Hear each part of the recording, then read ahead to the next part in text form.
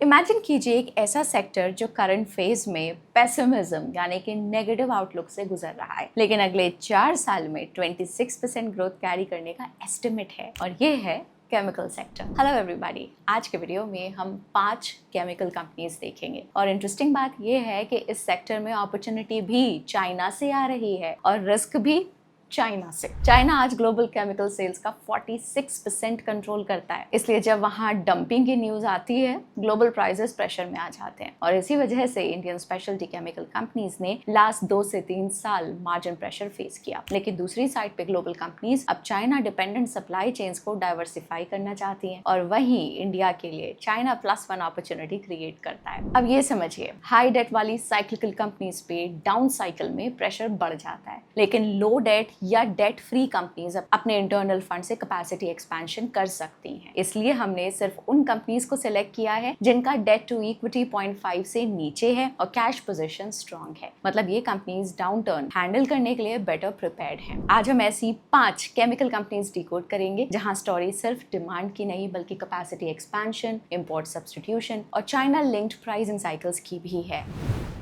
Let's start with the first company on the list, which is Jubilant Ingrevia Limited. ये एक B2B specialty chemicals और ingredients player है जो pharma, agrochemicals, nutrition और cosmetics industries को key chemical intermediate supply करता है। Revenue mix देखें तो specialty chemicals मिलकर roughly 50% revenue contribute करते हैं। Interesting बात ये है कि pyridine segment जो specialty vertical के अंडर आता है, इसमें जब Chinese manufacturers सिर्फ लगभग 40% utilization पे चल रहे हैं, तब Jubilant इंग्रेविया लिमिटेड अपने प्लांट्स को लगभग 80 से 85% यूटिलाइजेशन पे ऑपरेट कर रही है। साथ ही ये globally largest non China pyridine derivative players में से एक है और ग्रोथ डिमांड को मीट करने के लिए एग्जिस्टिंग कैपेसिटीज को एफिशिएंटली यूज करने की प्लानिंग कर रही है बाय 15 to 20%। एक बार नजर ग्रोथ आउटलुक की तरफ भी डाल लेते हैं। कंपनी अपनी पिनिकल 345 स्ट्रैटेजी के अंडर फाइनेंशियल ईयर 30 तक रेवेन्यू को 3x और एबिटा को 4x करने का टारगेट रख रही है बाय फाइनेंशियल ईयर 30। इसके लिए कंपनी फाइनेंशियल ईयर 26 से 27 में रफली 1100 करोड़ कैपेक्स कर रही है, लार्जली इंटरनल अक्रूवल से फंडेड। साथ ही कंपनी के पास 100 से ज्यादा अपॉर्चुनिटीज पाइपलाइन में हैं, जिसका पीक रेवेन्यू पोटेंशियल 3500 करोड़ बताया गया है, जो फाइनेंशियल ईयर 25 के रेवेन्यूज का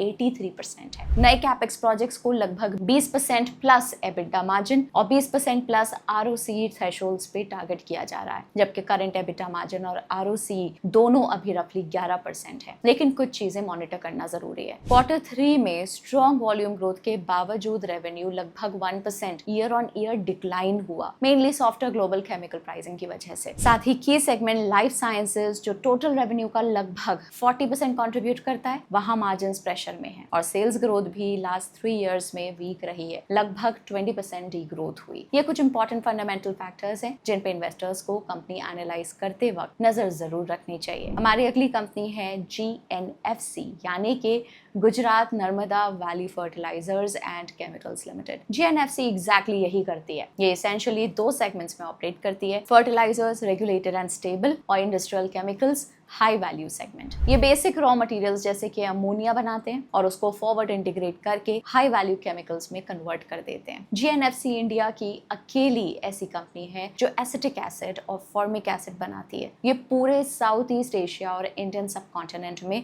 डीआइसोसाइनेट यानी कि TDI बनाने वाली अकेली कंपनी है। इनका रेवेन्यू मिक्स समझते हैं। एज ऑफ Q3 इनका 62% रेवेन्यू केमिकल से आया और 37% फर्टिलाइजर से आया। ग्रोथ आउटलुक देखते हैं। कंपनी करंटली 2800 करोड़ का कैपेक्स एग्जीक्यूट कर रही है। इसमें वीक नाइट्रिक एसिड और अमोनियम नाइट्रेट की मेजर कैपेसिटी एक्सपेंशन शामिल है, जो 2027 तक कंप्लीट हो जाएंगे। कंपनी के मार्जिन्स थोड़े इंप्रूव होते हुए नजर आते हैं, जो फाइनेंशियल ईयर 26 के Q2 और Q3 में 9% रहे, पहले के 4 से 8% से ऊपर। इसका रीजन समझिए। Q3 में फर्टिलाइजर सेगमेंट के लॉसेस काफी कम है। इसका मेन रीजन ये था कि Q2 में जो अनफेवरेबल फ्रेट रेट्स का नुकसान हुआ था वो Q3 में नहीं रहा। साथ ही वीक ग्लोबल डिमांड से TDI केमिकल के प्राइसेस दबाव में थे, लेकिन जनवरी से TDI और एसिटिक एसिड के प्राइसेस में स्ट्रॉन्ग पॉजिटिव मूवमेंट आई। TDI पर एंटी डंपिंग ड्यूटी 5 साल के लिए एक्सटेंड होना भी एक बड़ा पॉजिटिव है। अब रिस्क एंड चैलेंजेस देखते हैं। गवर्नमेंट सब्सिडीज पर डिपेंडेंसी के कारण fertiliser fertiliser business loss making है। फिक्स कॉस्ट और एनर्जी कॉस्ट रिविजन का वेट है जो गवर्नमेंट के कंट्रोल में है। जब तक रिविजन नहीं होता फर्टिलाइजर सेगमेंट पीएनएल को ड्रैग करता रहेगा। एनालाइन केमिकल में हैवी इंपोर्ट्स की वजह से वॉल्यूम और मार्जिन्स दोनों प्रेशर में है। एसिटिक एसिड में मेथनॉल अवेलेबिलिटी और प्राइसिंग इशू है। दोनों प्रोडक्ट्स केमिकल सेगमेंट के की पार्ट्स हैं और रिकवरी ना हुई तो प्रॉफिटेबिलिटी प्रेशर में रहेगी। अब अगली कंपनी पे चलते हैं विच इज एपिग्रॉल लिमिटेड। इनका बिजनेस मॉडल समझने के लिए एक सिंपल एग्जांपल लेना पड़ेगा। मान लीजिए आपकी आटे की फैक्ट्री है। अगर आप सिर्फ आटा बेचेंगे तो मार्जिन कम मिलेगा और कंपटीशन बहुत होगा। लेकिन अगर आप उसी आटे को यूज करके प्रीमियम पिज्जा बेस और पास्ता बनाकर बेचेंगे तो आपको प्रीमियम प्राइस और हाई मार्जिन दोनों मिलेंगे। एपिग्रॉल एग्जैक्टली यही कर रही है। ये अपने क्लोर अल्कली प्लांट में basic raw materials sodium chloride यानी कि सॉल्ट से कॉस्टिक सोडा और क्लोरीन बनाते हैं। लेकिन इस क्लोरीन को ओपन मार्केट में बेचने के बजाय वो इसका करीब 75% हिस्सा खुद कैप्टिवली कंज्यूम कर लेते हैं। फिर इस इन हाउस क्लोरीन का यूज करके वो ECH और CPVC रेजिन जैसे हाई मार्जिन डेरिवेटिव्स और स्पेशलिटी केमिकल्स बनाते हैं। कंपनी के chemicals pharma, electronics, CPVC pipes, textiles और पेंट्स मिलाकर कई इंडस्ट्रीज में यूज होते हैं। बाकी इंडस्ट्रीज की जानकारी आप इस फोटो में देख सकते हैं। ये 75% टन्स पर एनम कैपेसिटी के साथ इंडिया का लार्जेस्ट CPVC रेजिन प्रोड्यूसर है और कॉस्टिक सोडा के मामले में ये देश का चौथा लार्जेस्ट प्रोड्यूसर है। कंपनी का ग्रोथ आउटलुक देखते हैं। एपिग्रॉल फाइनेंशियल ईयर 27 में 400 CR का कैपेक्स प्लान कर रही है। वो अपनी CPVC और ECH की कैपेसिटीज को कंप्लीटली डबल कर रहे हैं जो Q2 फाइनेंशियल ईयर 27 तक कमीशन हो जाएंगी। मैनेजमेंट फाइनेंशियल ईयर 27 के लिए 10 से 12% का स्ट्रॉन्ग वॉल्यूम ग्रोथ गाइड कर रही है। उनका टारगेट है कि फाइनेंशियल ईयर 28 तक रेवेन्यू का 70% हिस्सा डेरिवेटिव्स और स्पेशलिटी बिजनेस से आए। अब थोड़ा नंबर्स को एनालाइज करते हैं। Q3 में कंपनी के एबिटा मार्जिन्स 28% से ईयर ऑन ईयर कंप्रेस होके 17% पे आ गए थे। इसका मेन रीजन था एक्सटेंडेड मॉनसून और ग्लोबल PVC प्राइसेस का गिरना, जिसकी वजह से कंपनी के पास हाई कॉस्ट इन्वेंट्री इकट्ठा हो गई थी। लेकिन Q4 में कंपनी ने सॉलिड कमबैक किया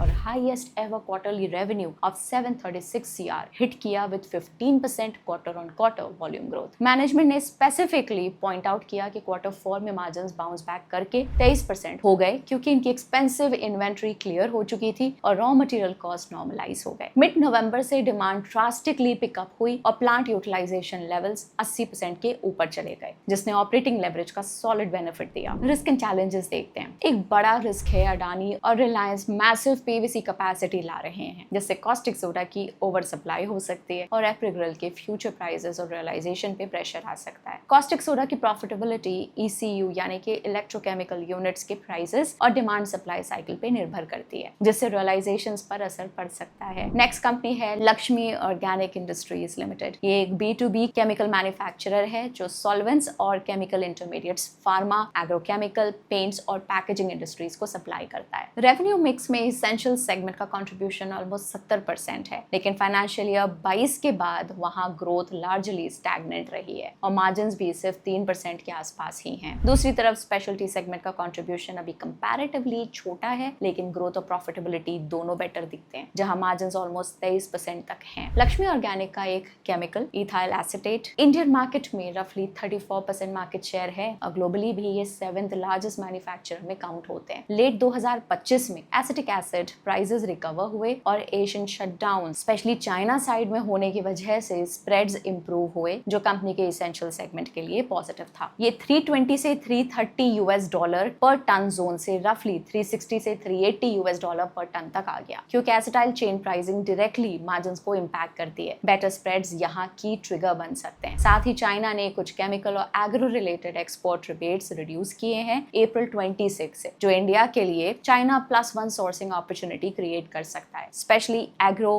फार्मा और स्पेशलिटी केमिकल्स में। इसी बैकड्रॉप में कंपनी अपनी विजन 2028 स्ट्रैटेजी एग्जीक्यूट कर रही है, जहां फाइनेंशियल ईयर 24 रेवेन्यू को डबल करने और एबिटा को ऑलमोस्ट ट्रिपल करने का टारगेट है। इसके लिए फाइनेंशियल ईयर 26 से 28 के बीच कैपेक्स प्लान्ड है, जो कंपनी के लिए एक मेजर एक्सपेंशन फेज सिग्नल करता है। अब थोड़ा फाइनेंशियल्स को देखते हैं। कंपनी ने Q3 में रेवेन्यू प्रेशर फेस किया। कंसोलिडेटेड रेवेन्यू लगभग 9% ईयर ऑन ईयर डिक्लाइन हुआ। सबसे ज्यादा इंपैक्ट स्पेशलिटी सेगमेंट में दिखा, जहां revenue almost 30% year on year गिर गया। ये segment inherent high margin business है, इसलिए यहाँ का स्लो डाउन एक इंपॉर्टेंट फैक्टर है जिसे इन्वेस्टर्स को क्लोजली मॉनिटर करना होगा। प्लस कंपनी का अपकमिंग कैपेक्स फेज काफी कैपिटल इंटेंसिव है और वहाँ एग्जीक्यूशन रिस्क इंपॉर्टेंट फैक्टर बन जाता है। पहले भी मितेनी प्रोजेक्ट में सिग्निफिकेंट डिलेज और कॉस्ट ओवररन्स देखने को मिले थे। अगर सिमिलर इश्यूज नए एक्सपेंशन प्रोजेक्ट्स में रिपीट होते हैं तो बैलेंस शीट और फाइनेंशियल ईयर 28 के ROCE टारगेट्स दोनों प्रेशर में आ सकते हैं। अब चलते हैं आखिरी कंपनी की तरफ, विच इज दीपक नाइट्राइट। ये एक B2B केमिकल इंटरमीडिएट्स मैन्युफैक्चरर है जो paints, pharma,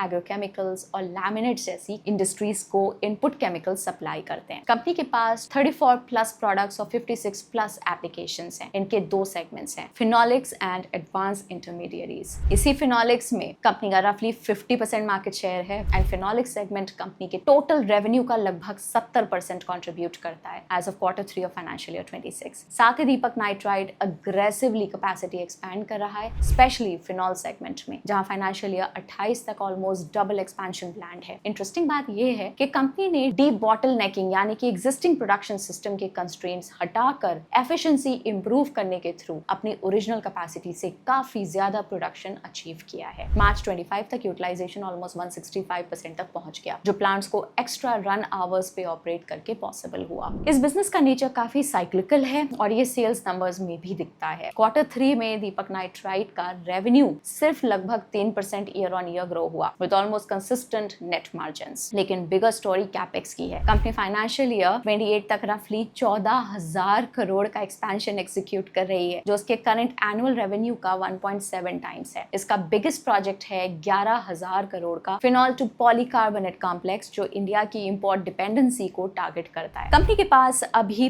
15 products R&D, piloting and customer validation stage में है, लेकिन अभी biggest pressure advance intermediate segment में है, जो टोटल रेवेन्यू का 30% है बट ग्लोबल एग्रोकेमिकल स्लोडाउन से इंपैक्टेड है। पहले जहां मार्जिन्स 15 से 17% रेंज में थे, वहीं अब गिरकर सिर्फ 2 से 3% तक आ गए हैं। ये हैं कुछ की बिजनेस फंडामेंटल्स जिन पर क्लोजली नजर रखनी चाहिए। This brings us to the end of this video. Comment below chemical sector में आपकी टॉप पिक कौन सी है, और क्या आपको लगता है कि चाइना +1 स्टोरी का कोई और बेनिफिशियरी भी इस लिस्ट में होना चाहिए? और याद रहे, ये पूरा वीडियो सिर्फ एनालिसिस के पर्पस के लिए था, इन्वेस्टमेंट रिकमेंडेशन नहीं है। इन्वेस्ट करने से पहले अपनी खुद की रिसर्च जरूर करें। See you in the next one. Bye bye.